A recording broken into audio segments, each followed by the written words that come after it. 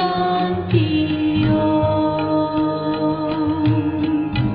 I'm a peaceful soul. Om Shanti. Om Shanti. आज परम पिता परमात्मा शिव बाबा की अव्यक्त मुरली है 1 मार्च 1971 की। आज की मुरली में बाप दादा माताओं की भट्ठी में आए हुए हैं, तो वे माताओं को साधारण गृहस्थी से उठाकर सिद्धि स्वरूप और मास्टर त्रिकालदर्शी कैसे बने, उसकी विधि क्या है, इस बात का रोड मैप तैयार करा रहे हैं।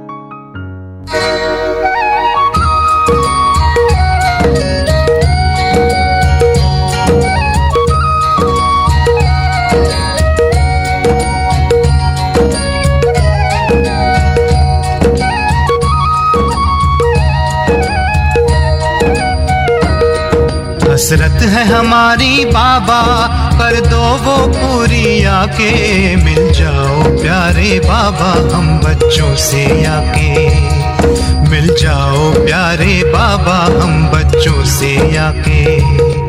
हसरत है हमारी बाबा, कर दो वो पूरी आके, मिल जाओ प्यारे बाबा हम बच्चों से आके, मिल जाओ प्यारे बाबा हम बच्चों से आके।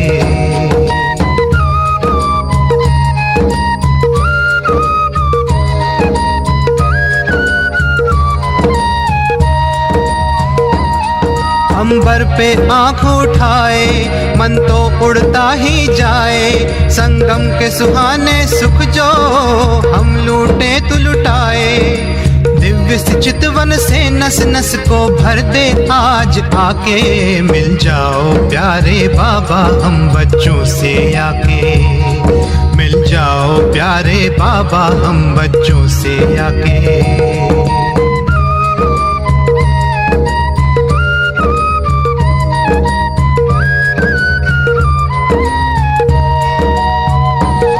तू जो धरा पे पधारे गुल खिल जाते हैं न्यारे, गुलशन तो महक जाए तू जो इसे सवारे, हर गुल में भरते बाबा तू खुशबू स्वर्ग सी आके, मिल जाओ प्यारे बाबा हम बच्चों से आके, मिल जाओ प्यारे बाबा हम बच्चों से आके।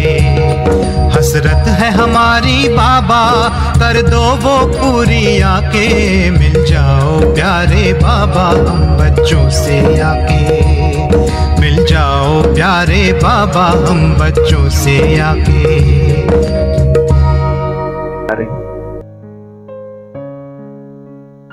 शुरुआत में ही बाबा माताओं से प्रश्न पूछते हैं कि त्रिकालदर्शी कहां तक बने हो।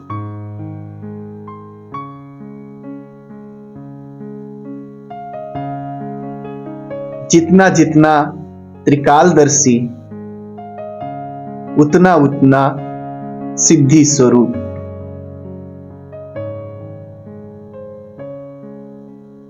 अर्थात सफलता मूर्त। त्रिकालदर्शी किसे कहा जाए, उसके लिए बाबा कहते हैं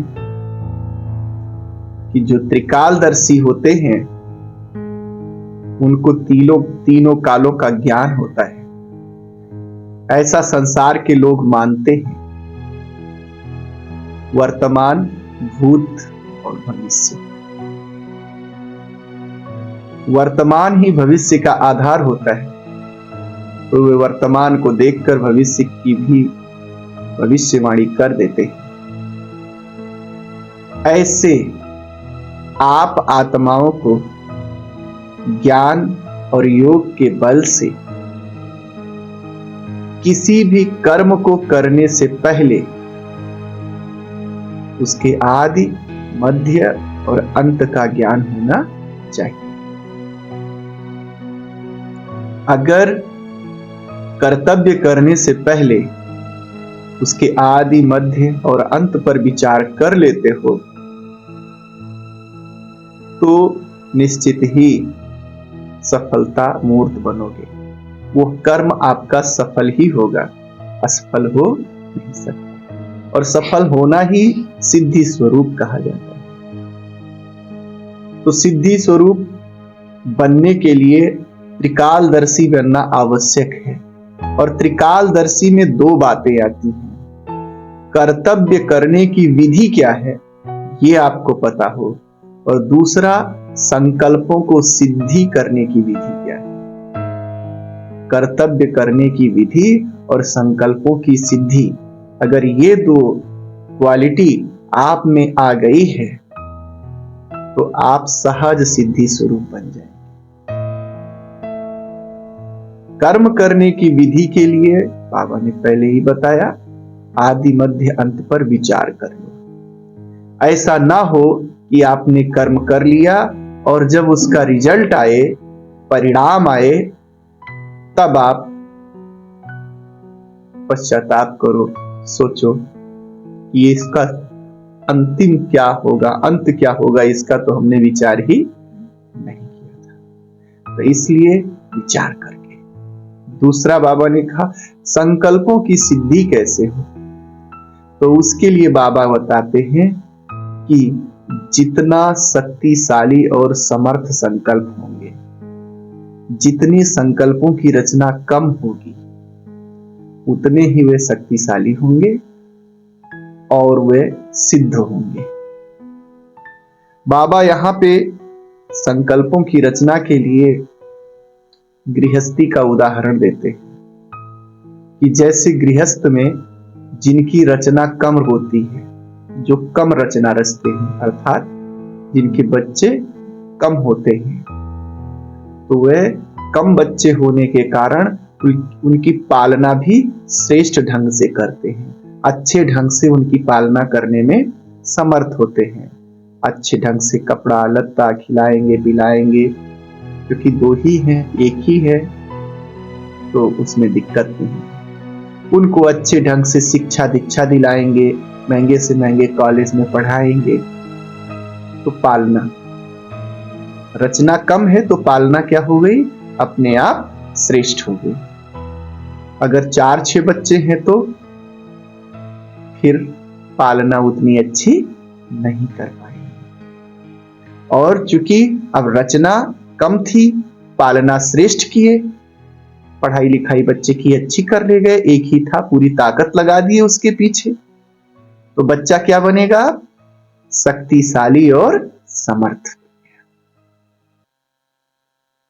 अब बच्चा शक्तिशाली और समर्थ है तो हर कार्य उसका क्या होगा, सफल होगा, सिद्ध होगा। ठीक इसी प्रकार से संकल्पों का हाल है।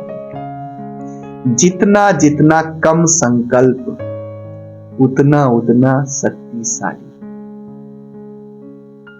जितना जितना कम संकल्प, उतना अधिक सिद्धि स्वरूप। इसलिए दुनिया के लोग परिवार नियोजन करते हैं, फैमिली प्लानिंग करते हैं कि ज्यादा परिवार ना। हम सब अध्यात्म मार्ग के हैं, तो बाबा कहते हैं आपको संकल्पों की प्लानिंग करनी है, संकल्पों का नियोजन करना है। ज्यादा संकल्प मत रचो। अगर आप संकल्प ज्यादा रचोगे तो वही हाल होगा, आप पालना नहीं कर पाओगे सारे संकल्पों की। संकल्पों की धारा नहीं बना पाओगे। उन्हीं के पीछे बहुत से संकल्प तो आपके दिमाग में आए और चले गए, उन पर अमल करने का आपको मौका ही नहीं मिलेगा। और अगर कम संकल्प हैं तो केवल संकल्प ही नहीं करोगे, अपितु उसके बाद उन पर अमल करोगे। संकल्पों पे फिर अमल करना, इसका मतलब पालना करना। अब अगर आप उसको अमल करोगे तो वो संकल्प दृढ़ इच्छा शक्ति में बदलता जाएगा, दृढ़ता में बदलता जाएगा, शक्तिशाली होता जाएगा, समर्थ होता जाएगा। और जब इतनी दृढ़ता से आप किसी कर्म में जुटोगे, उसको कार्य में बदलोगे, उस संकल्प को कर्म करने में लगाओगे, तो सफलता ना हो यह संभव नहीं है। तो इसलिए आप बच्चों को, माताओं को सिखा रहे हैं कि संकल्प कम करो।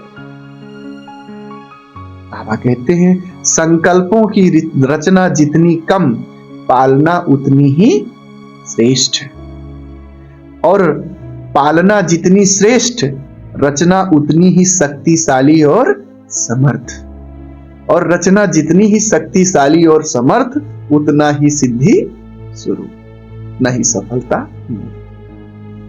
तो आज बाबा ने मुरली का टाइटल ही दिया था, सिद्धि स्वरूप बनने की सहज विधि क्या है।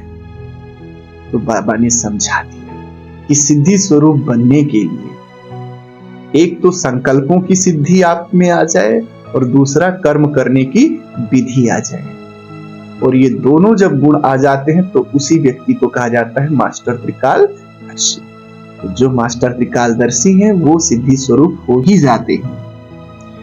बाबा माताओं को कहते हैं कि अक्सर आप सब कहते हो, अथवा संसार के लोग कहते हैं कि हम तो गृहस्थी हैं, हम पर कर्म बंधन है। तो बाबा कहते हैं कर्म बंधन को क्या करो, काटते जाओ। जितना जितना शक्ति स्वरूप होते जाओगे, अपने को शक्ति समझते जाओगे, उतना उतना कर्म बंधन भस्म होता जाएगा। आप केवल अपने को माता ना समझो। बाबा आजकल माताओं की मांगनी बहुत करते हैं। बाबा कहते हैं जहां भी संसार में लोग कहते हैं कि माताएं आके शिक्षा दें, यानी बहनों की मांगना करते हैं, तो बाबा कहते हैं एक कुमारी जो सेवा करने जाती है उसका, और अगर युगल रूप में आप सेवा करने जाएं उसका, दोनों में बड़ा अंतर है। आप युगल रूप में जाके सेवा करेंगे, एक गृहस्थी माता होकर अगर आप सेवा करेंगे तो निश्चित रूप से अनुभवी होकर समझाएंगे, और संसार में अच्छा उसका इमेज जाएगा कि देखो माता गृहस्थ भी अच्छे से चला रही है और अध्यात्म की सेवा भी कर रही है। तो बाबा कहते हैं ये कब हो पाएगा, जब आप अपने को केवल मां नहीं समझोगे बल्कि जगत अम्बा समझोगे। हम जगत की माता हैं। जब जगत की माता हो तो संपूर्ण जगत आपका परिवार है। बाबा कहते हैं कि अपने आप को जगत अम्बा में बदलें, केवल अपने सीमित परिवार को नहीं बल्कि सारे जगत की मां हूं, ये सोचकर आत्माओं पे तरस करो, रहम करो, कल्याण करो कि इनको भी भगवान का संदेश मिले। परमात्मा आया है, उसकी शिक्षाएं, उसका जो अधिकार है वो इनको भी प्राप्त हो जाए। इस रहम की भावना से आप उनके लिए समय निकालो। बच्चों के लिए क्या निकाला जाता है, समय निकाला जाता है ना। तो बाबा कहते हैं मधुबन में आए हो तो गृहस्थी वैसे ही चल रही है, वहां कुछ व्यवस्था करके आए हो, आप सब कुछ जो है समय निकाल के आए हो ना। तो ऐसे गृहस्थ में रहते हुए आप समय निकालो। आपका ये संसार ही परिवार है। जगत अम्बा का रोल कब निभाओगे, अभी संगम पे नहीं निभाओगे तो कब निभाओगे। इसलिए बाबा कहते हैं जगत अम्बा बन के संपूर्ण संसार के को पुत्रवत मानकर उन पर तरस करो, रहम करो और उनको भी ज्ञान की बूंदे दो। बाबा माताओं से कहते हैं कि आप चूंकि अपनी छोटी सी रचना रचे हो तो आप परमानेंट अस्थायी रूप से सेवा नहीं कर सकते, लेकिन समय समय पर बाप का मददगार बनने के लिए स्वयं ऑफर करो। ये नहीं सोचो कि हमें कोई कहे अथवा हमारे पास तो समय नहीं है। स्वयं ऑफर करो। जितना स्वयं को ऑफर करेंगे उतना बाप दादा अफरीन देंगे अर्थात प्राइज देंगे। तो ऐसे बाबा कहते हैं। बाबा कहते हैं आसक्ति छोड़ो। आसक्ति माना ज्यादा परिवार में इन्वॉल्व रहना, ये सब छोड़ो। जब शक्ति स्वरूप में आओगे तो कर्म बंधन कटते जाएंगे, ढीले पड़ जाएंगे। और अगर आसक्ति है तो माया आ सकती है, जैसे बाबा कहते हैं। हाँ, बाबा आसक्ति को बदल दिए। हाँ, अगर आसक्ति है तो समझ लो माया आ सकती है। शक्ति को व्यर्थ संकल्पों में मत गंवाओ, बाबा कहते हैं। शक्ति स्वरूप के द्वारा कर्म बंधन को भस्म करो। शक्ति गंवाना अर्थात रावण को बुलाना।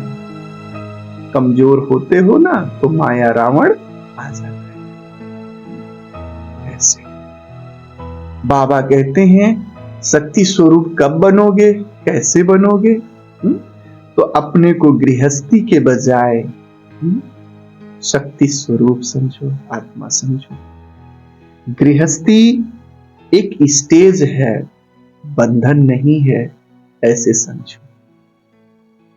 ये है। बाबा कहते हैं अभी पवित्र प्रवृत्ति का भान ज्यादा रहता है। माताओं को ये भान ज्यादा है, भले पवित्र प्रवृत्ति में है लेकिन है गृहस्थ, ऐसा भाव ज्यादा रहता है। प्रवृत्ति में रहते शक्तिपन की वृत्ति ज्यादा नहीं रहती है, तो शक्तिपन की वृत्ति लानी है। और बाबा सावधानी भी देते हैं, युक्ति भी बताते हैं कि जब सुकर्म करो, अच्छे कर्म करो, तब पिता का स्नेही रूप याद रखो। जो शिव बाबा का स्नेही रूप हम सब देख रहे हैं उसे याद रखो। लेकिन अगर कभी विकर्म हो जाए या जब विकर्म होने लगे तो बाप के विकराल रूप को याद रखो, अर्थात धर्मराज के रूप को याद करो। क्यों याद करो? ताकि विकर्म करने से बच सको। ऐसे ऐसे माताओं को उनको ट्रांसफर कर रहे हैं साधारण गृहस्थी से श्रेष्ठ गृहस्थी में, अंबा से जगदम्बा के रूप में। अच्छा, ओम शांति।